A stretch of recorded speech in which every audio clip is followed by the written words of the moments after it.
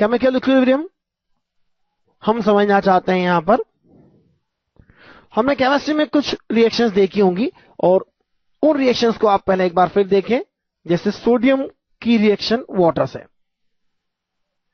क्या होता है, हम एरो इस तरह से बनाते हैं, it gives that twice NaOH plus H2। H2 is a gas, इसलिए यह एनवायरमेंट में चली जाएगी और NaOH सॉल्यूशन में रहेगा। केमिकल इक्विलिब्रिया हो या ना हो उससे हमें कोई मतलब नहीं, यहां पर आयनिक इक्विलिब्रिया जरूर होगा, NaOH का डिसोसिएशन होगा। लेकिन इस रिएक्शन को देखिए, Na अगर H2O से रिएक्ट होता है तो NaOH बनेगा और H2 इवॉल्व हो जाएगा। तो इस रिएक्शन की कंप्लीशन होगी।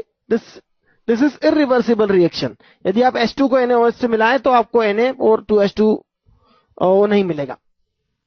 This is irreversible reaction that gets a complete converted to products, completely gives the products. While in case some other reactions like H2 plus I2, it gives as twice Hi, or say N2 plus, that is N2 plus nitrogen plus hydrogen.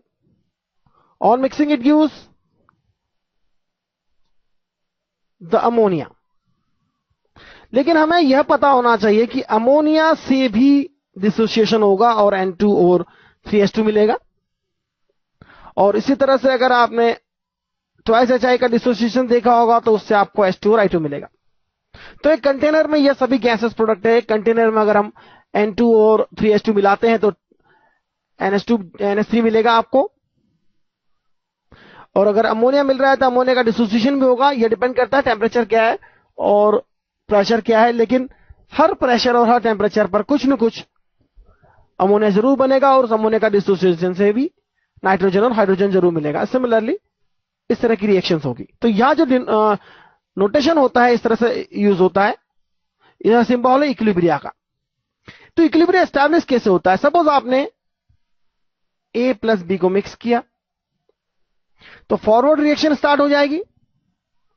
Forward reaction जो होगी A और B के concentrations के proportional होती है, यह हम जानते हैं।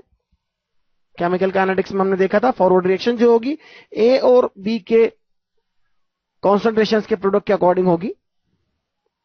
और जब सपोज हमारा प्रोडक्ट मिल गया है AB, तो AB हो सकता है यहां C प्लस D दो प्रोडक्ट हो, उनका फिर से रिएक्शन होती है तो आपको रिवर्स रिएक्शन भी मिलेगी वहां पर। दैट मीन्स AB से हमें A और B सेपरेट हो जाएंगे, डिसोशिएट हो जाएंगे। तो फॉरवर्ड रिएक्शन जो होगी वो A और B के कॉन्सेंट्रेशन पे डिपेंड करती है, लेकिन as soon as AB is produced backward reaction also starts. AB का कॉन्सेंट्रेशन अगर बढ़ता जाएगा तो बैकवर्ड रिएक्शन का रेट भी बढ़ता जाएगा।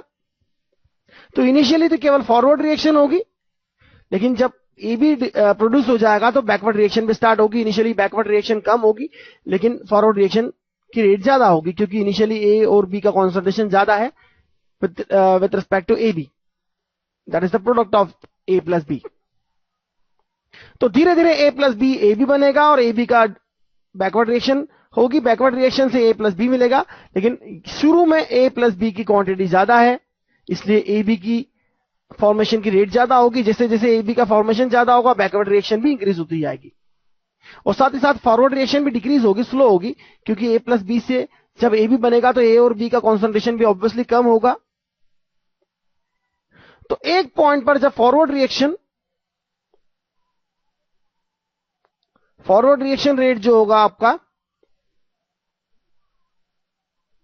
इक्वल हो जाएगा बैकवर्ड रिएक्शन रेट के,